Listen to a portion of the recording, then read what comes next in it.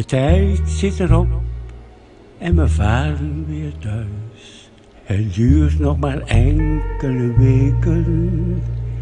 Een paar keer op wacht en dan kom ik naar huis. Dan zullen we elkander weer spreken. Dus dit is de laatste brief die ik je schrijf. Kijk 's avonds maar goed in de krant. Dan weet je precies waar ik ben en ik blijf. Voordat ik terugkom in het land.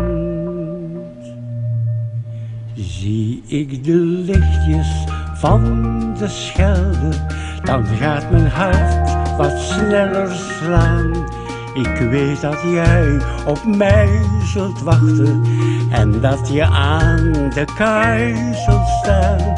Zie ik de lichtjes van de Schelde, is het of ik in je ogen kijk, die me zoveel liefs vertellen.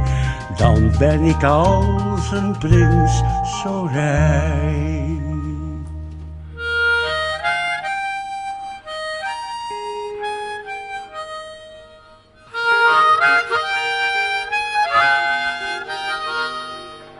Je weet wel, mijn schat, dat ik veel van je hou. Dat hoef ik je niet te verklaren. Een zeeman is dol op zijn kinderen en vrouw, maar toch moet hij altijd weer varen. Maar heeft soms de zee iets verkeerds met me voor en krijg ik voorgoed averij. Denk dan aan de kinderen en sla je erdoor, maar spreken dan dikwijls van mij.